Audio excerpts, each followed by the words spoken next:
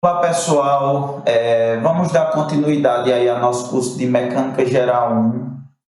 Nas aulas anteriores nós vimos conceitos básicos de mecânica geral e de mecânica vetorial e operações com vetores em duas principais circunstâncias. A primeira delas eram vetores que atuavam sob a mesma linha de ação, né? Então, por exemplo, a gente tem aí dois vetores que atuam na mesma linha de ação, sendo eles com sentidos opostos ou com o mesmo sentido. A gente também viu como é que a gente realiza operações com vetores que estão situados com um ângulo entre eles de 90 graus, que são perpendiculares entre si, né? Aí, por exemplo, um vetor A e um vetor B. E a gente viu que como é que a gente resolve esse tipo de problema.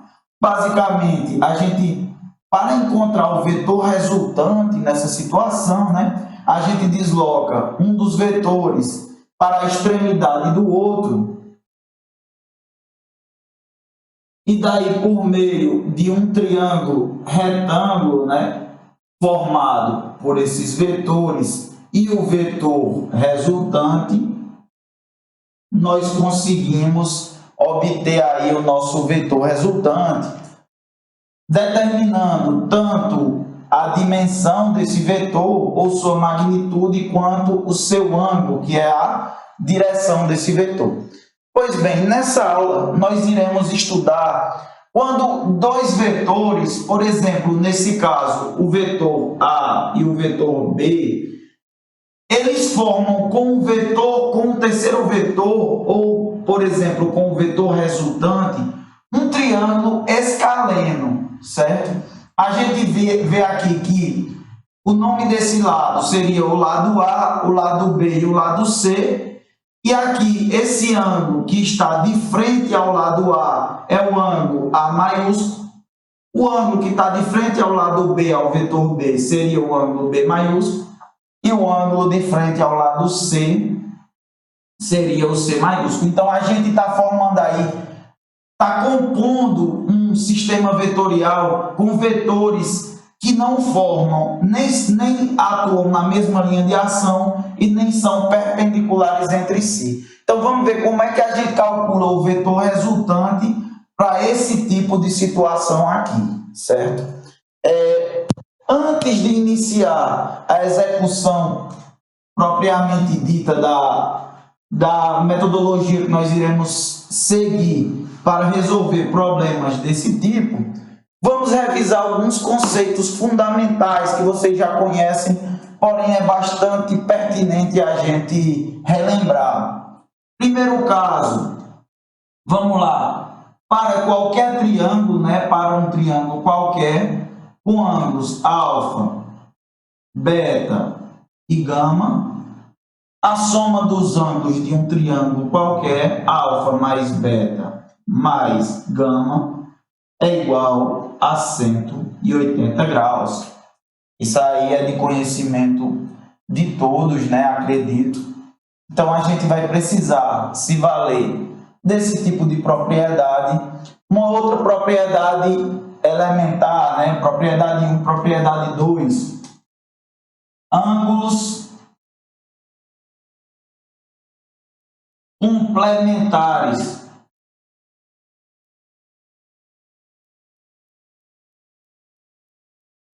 A gente sabe que ângulos complementares são dois ângulos em que sua soma terá o valor de 90 graus. Então, a gente tem aí um ângulo alfa e um ângulo beta, de forma que alfa mais beta é igual a 90 graus. Esse também é uma propriedade bastante conhecida, né? Temos aí uma terceira propriedade que nós também iremos utilizar, certo? Que é a de ângulos suplementares.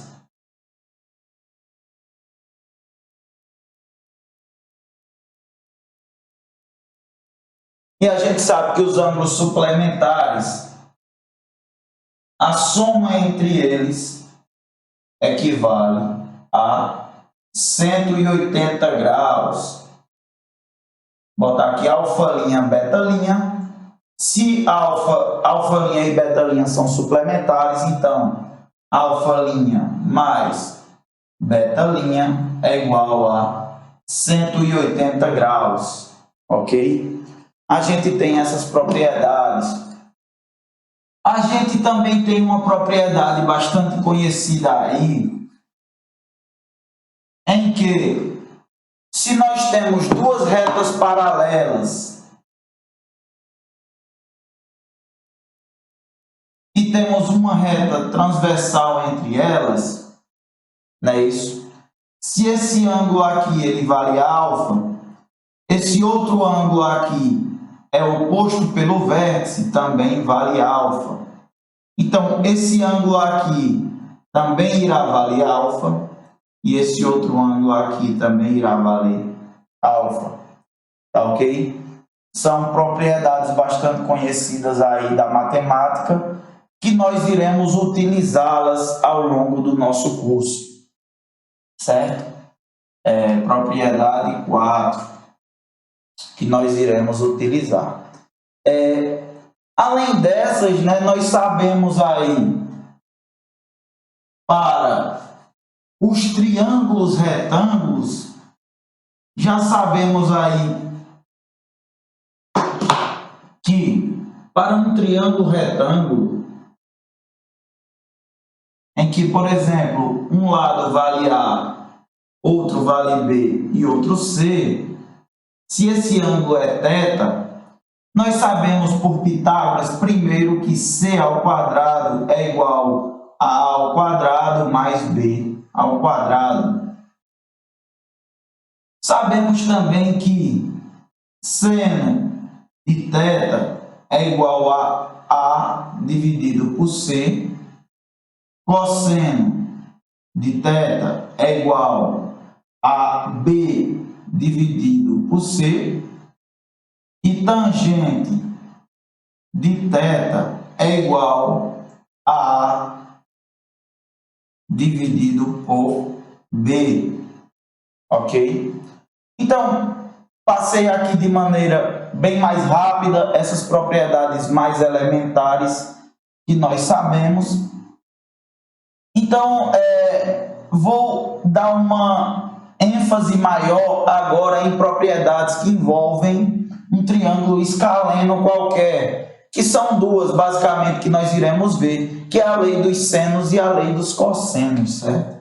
Vocês também já devem estar lembrados, porém, vamos aí relembrar um pouco. Imagina que eu vou pegar esse triângulo aqui, em que seus três lados e que seus três ângulos são diferentes. Esse lado vale A, não, esse ângulo vale A maiúsculo e o lado em frente a ele vale A. Esse ângulo vale B, B maiúsculo, e o lado em frente a ele vale Bzinho. E esse ângulo vale C maiúsculo e o lado em frente a ele vale Czinho. Certo? O que é que me diz a lei dos cossenos? Lei dos cossenos. A lei dos cossenos me diz que para qualquer um dos ângulos eu posso aplicar a seguinte relação, né? Qualquer um dos ângulos eu posso dizer que, por exemplo, considerando esse lado B aqui, Bzinho ao quadrado é igual a Azinho ao quadrado mais Czinho ao quadrado menos 2 vezes Azinho vezes Czinho vezes o cosseno do ângulo B, Bzão. Essa é uma das correlações que nós temos aqui para esse triângulo escaleno, que trata da lei dos cossenos. Para quem não está muito lembrado, quando é que eu aplico a lei dos cossenos? Quando é? Por exemplo, quando eu tenho um lado, o valor de um lado, de um ângulo e de outro lado. Quando eu tenho essa correlação, veja que eu tenho dois lados do meu triângulo e um ângulo que fica entre eles. Eu consigo encontrar o terceiro lado, L3. Olha aqui, por exemplo, digamos que nesse caso, nesse exemplo, eu conheça quem é o lado C, quem é o lado A e quem é o ângulo Bzão, ou seja, lado, ângulo, lado. Eu consigo encontrar o meu outro lado. Qual é o lado que estaria faltando nesse exemplo? O Bzinho. Então, o que é que acontece? Olha, Bzinho ao quadrado é igual a ao quadrado, que eu conheço, mais C ao quadrado, que eu também conheço, menos 2 vezes A vezes C, vezes o cosseno do ângulo Bzão, que eu também conheço. Então, dessa maneira, eu consigo encontrar aqui, ó, o lado que me falta. Você pode inicialmente achar, para quem não está habituado a, ou está um pouco esquecido aí da utilização da lei dos cossenos, como é que a gente memoriza esse tipo de correlação? Veja que o Teorema de Pitágoras, ele é uma simplificação da lei dos cossenos. Porque a lei dos cossenos, ela atua, você consegue aplicá-la em qualquer triângulo. Já o Teorema de Pitágoras, a gente aplica apenas em ângulos retos, ou seja, em triângulos retângulos. Nesse caso aqui, eu conheceria o ângulo B, o lado Bzinho, o lado Azinho e o ângulo 90. Se nós aplicássemos aqui, ó, eu ficaria com o lado que eu desconheço, que é C. C ao quadrado é igual a ao quadrado, que é um dos lados ao quadrado, mais B ao quadrado, que é o outro lado ao quadrado. Menos 2 vezes A vezes C, vezes o cosseno do ângulo. Quem é o ângulo aqui em questão, em Pitágoras? 90 graus, cosseno de 90, zero. Então, eu zeraria toda essa parte e ficaria só com a correlação, olha, B ao quadrado é igual a ao quadrado mais C ao quadrado, que é o Teorema de Pitágoras.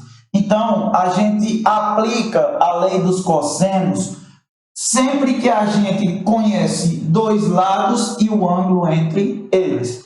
Bastante simples. E daí, qual é uma outra relação aí bastante importante que nós também iremos utilizar no cálculo vetorial? É a lei dos senos. Lei dos senos. E daí, né, a lei dos senos, ela determina o quê? Se eu tenho um triângulo escaleno, eu vou utilizar esse mesmo triângulo aqui, para a gente simplificar.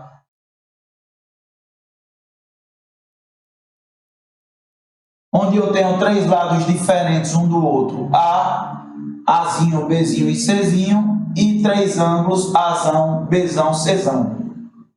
O que é que a lei dos senos diz? Ela diz que Azinho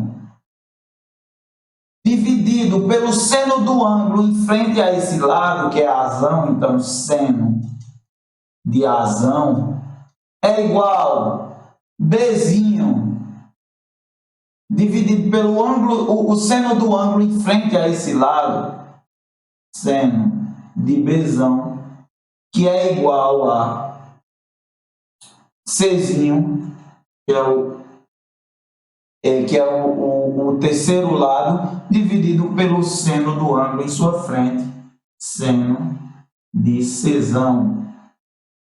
Então, olha, aí na lei dos senos a gente tem a correlação entre um ângulo e o lado em frente a esse ângulo, para um triângulo escaleno qualquer também.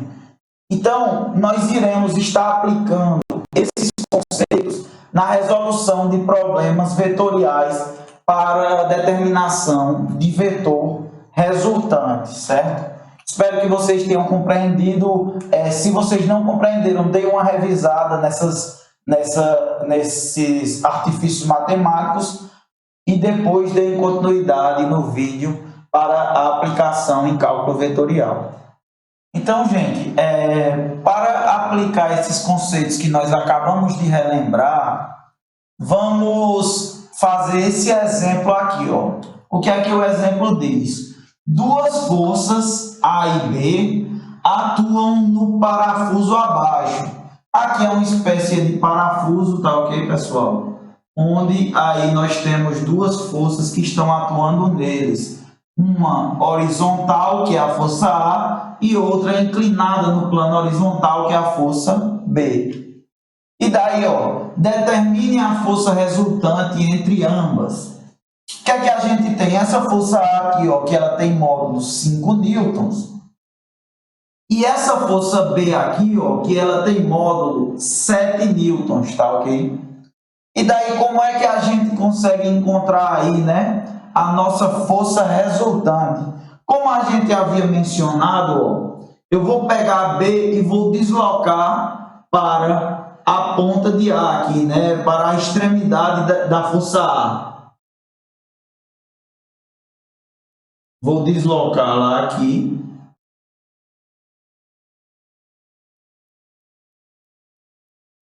E daí, ó, a força resultante, né, o vetor força resultante é o vetor que parte daqui até aqui, que eu vou chamá-lo de R.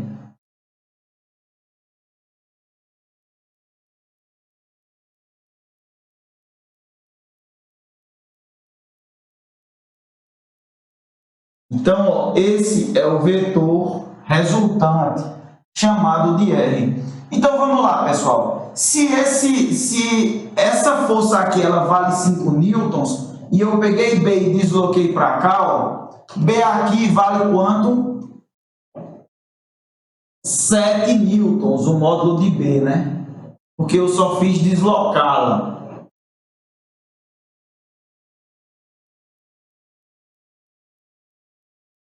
Ok, então olha, eu tenho aqui um triângulo, se vocês puderem perceber, né? Onde eu conheço esse lado do triângulo e eu conheço esse outro lado do triângulo. E eu quero descobrir o terceiro lado, que é o lado correspondente ao vetor resultante, o vetor força resultante. Porém, o que é que acontece? Eu preciso de mais alguma informação, né? Porque só com dois lados só daria certo essa resolução se esse triângulo fosse um triângulo retângulo, porém não é. Então, como é que a gente consegue obter mais dados, né, desse problema? A gente viu que o vetor B, o ângulo formado entre ele e o eixo horizontal é de 42 graus, olha. Então, a gente consegue propagar aqui essa linha de ação e definir que esse ângulo aqui, ó, é 42 graus, que é o ângulo formado entre o vetor B e a linha horizontal, não é isso? O que mais a gente consegue? Olha, esse ângulo aqui, ele está fora. Seria pertinente que esse ângulo tivesse aqui dentro, porque aí a gente teria a informação de um dos lados do ângulo e do outro lado. Então, aí a gente poderia aplicar a lei dos cossenos, como a gente viu. Então, como é que a gente faz? Se vocês perceberem, esses ângulos, eles são suplementares, somando 180 graus. Então, o valor desse ângulo é de 138 graus. Então, agora, nós já conseguimos aí ter uma resolução mais clara do problema. Eu conheço esse lado, conheço o ângulo entre as duas forças e conheço o segundo lado, que vale 7. Então, para eu descobrir a magnitude de R aqui, né, basta que eu aplique a lei dos cossenos. Então, a gente vai ficar com a seguinte situação. Eu vou ter que R, que é o módulo de R, né, o módulo do vetor resultante ao quadrado, é igual esse lado, módulo de A ao quadrado, mais módulo de B ao quadrado, menos 2 vezes módulo de B vezes módulo de C, vezes o cosseno do ângulo entre eles, que é quanto? 138 graus. Então vamos lá, só substituindo os valores, módulo de R ao quadrado é igual a 5 ao quadrado mais 7 ao quadrado menos 2 vezes 5 vezes 7 vezes o cosseno de 138 graus. E daí a gente consegue descobrir o módulo de R como sendo igual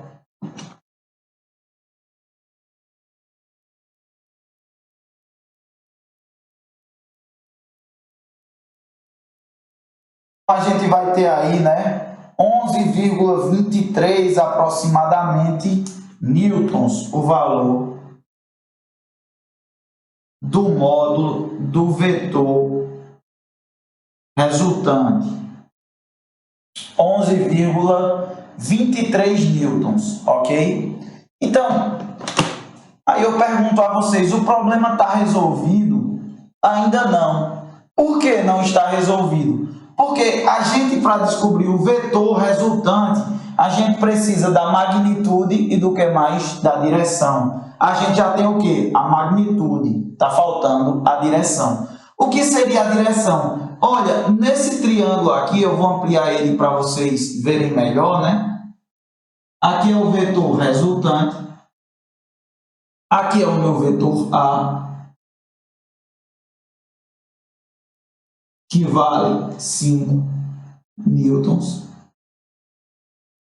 E aqui é o meu vetor B, que o módulo dele vale 7 newtons. A gente acabou de descobrir que o módulo do vetor R vale 11,23 newtons. Só que vejam só, eu preciso desse ângulo aqui para definir a direção do meu vetor R. O que é que a gente tem de informação? Além dos lados, a gente tem o valor desse ângulo aqui, né? Que a gente descobriu como sendo 138 graus. Então, vejam bem, a gente tem os 3 lados e tem esse ângulo. A gente quer esse ângulo aqui. O que é que a gente consegue aplicar aqui? A lei dos senos. Como a gente viu, a gente tem que a relação entre um dos lados e o seno do ângulo oposto é sempre igual para um triângulo qualquer. Então, ó, vamos lá. Eu tenho esse ângulo de 138 graus e o lado à frente dele que vale 11,23 newtons. Então, olha, 11,23 dividido pelo seno do ângulo que fica à frente a esse lado, que é seno de 138 graus, é igual... Qual é o ângulo que eu quero? Esse θ aqui, né? Quem é o lado que está à frente dele? É o lado B, que vale 7 newtons. Então, é igual a 7 dividido pelo seno de θ, que é o ângulo que eu quero descobrir. Então, vamos lá. Eu vou ter que 7 vezes o seno de 138 dividido por 11,23 dá 0,42 aproximadamente. Eu vou ter que o seno de θ é aproximadamente 0,42. Então, θ é o arcosseno de 0,42, ou seja, seno a seno elevado a menos 1 de 0,42. Então, olha, meu θ vai ser 24,65 graus. Então, olha, quem é meu vetor R? Meu vetor R é o vetor com módulo 11,23 e com ângulo de fase de 24,65 graus. Gente, vamos fazer esse outro exemplo aqui, certo? Ele é bastante parecido com o exemplo anterior, porém tem uma pequena diferença. A diferença é que ambas as forças A e B, elas são oblíquas com relação à horizontal. Então veja que essa força aqui, ela vale 40 newtons e tem um ângulo de 20 graus com relação ao plano horizontal. Já essa outra força aqui, ela vale 60 newtons e ela tem 45 graus com relação à horizontal, sendo 25 desses graus, né, desses 45, 25 deles são com relação à força de 40 newtons. E o que é que eu quero? Novamente, a força resultante entre ambas. E a força resultante é a magnitude e a direção. Então, vamos lá. Como é que eu encontro a força resultante? Aqui a gente tem duas forças. Novamente, vou pegar essa força aqui e vou movê-la até o final dessa força de 40 newtons, certo? Então, eu vou redesenhar aqui a mesma força B de 60, só que agora na extremidade da força de 40 newtons, e aqui vale 60 newtons. E agora, onde é que está localizada a minha força resultante? A minha resultante está daqui, né, do ponto de encontro delas até a força, até a ponta dessa força, que é a minha resultante, ok? Certo, agora nós temos novamente esse valor aqui que vale 40 newtons, esse valor que vale 60 newtons, e eu inicialmente vou querer definir o módulo aí da minha força resultante. Como é que eu procedo para isso? Vamos lá, a gente tem alguns valores de ângulo aqui e a gente vai fazer uso deles. Como é que vai acontecer? Veja bem, essa é a linha de ação da minha força de 40 newtons, eu vou propagá-la aqui, ó. Propaguei a minha linha de ação.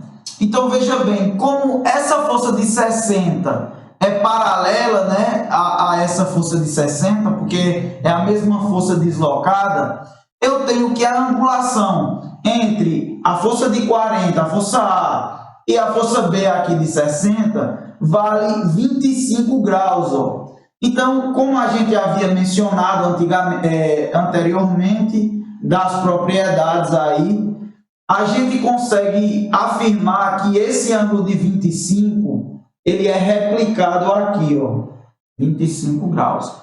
Porque é uma reta transversal e duas retas paralelas. Então, esse ângulo aqui é igual a esse.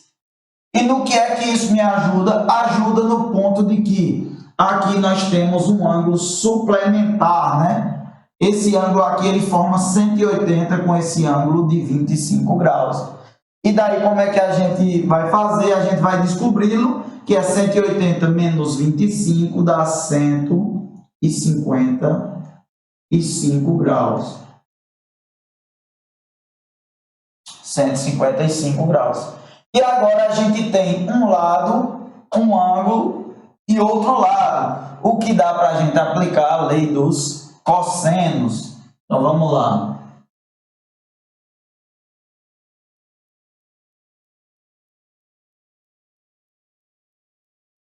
E daí, olha, eu quero descobrir o módulo de R, então, o módulo de R ao quadrado é igual a 40 ao quadrado mais 60 ao quadrado menos 2 vezes 40 vezes 60 vezes o cosseno do ângulo entre eles, que é 155 graus. Então, eu vou ter que o módulo de R é igual a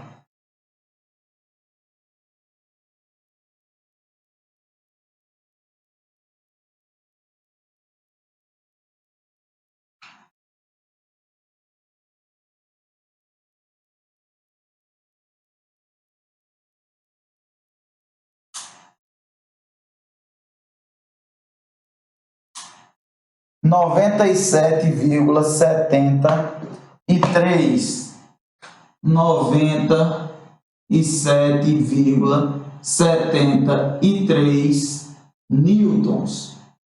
Esse é o valor do módulo do meu vetor resultante. Para finalizar, eu preciso aí de quê, pessoal? Eu preciso da direção desse vetor. E qual é a direção? É o ângulo que esse vetor resultante faz com quem? Com a horizontal. Muito cuidado. Muita gente pode acreditar que o ângulo seja esse daqui do meu triângulo, quando não é. Logicamente, inicialmente eu preciso descobrir quem é esse cara aqui. E depois eu preciso somar com 20. Por quê? Porque a posição do vetor ela está atrelada com a horizontal sempre. Tá ok? Então vamos lá. Vou pegar esse triângulo que a gente tem. A gente tem um triângulo aqui de força, onde eu quero esse ângulo θ. Eu sei que aqui, que é o meu vetor resultante, vale 97,73. Essa força aqui vale 40 newtons. E essa daqui vale 60. E eu também sei que esse ângulo aqui vale 155. Então, eu vou aplicar a lei dos senos.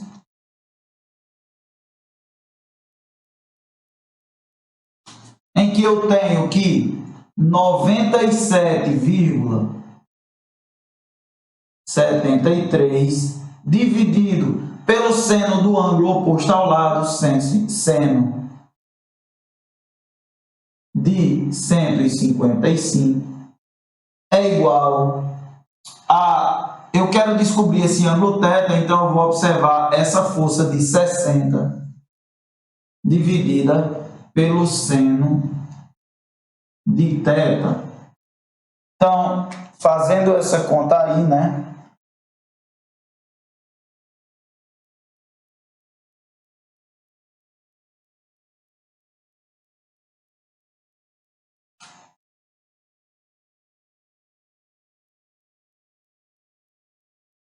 Eu tenho que o seno de θ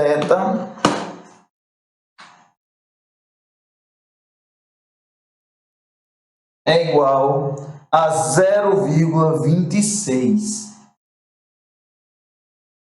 Então, θ é igual ao arcosseno, ou seno a menos 1, de 0,26, o que vai me dar que θ é igual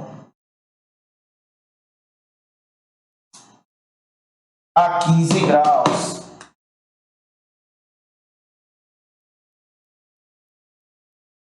Porém, como foi mencionado, θ é esse ângulo entre a força de 40 e a força resultante aqui, né?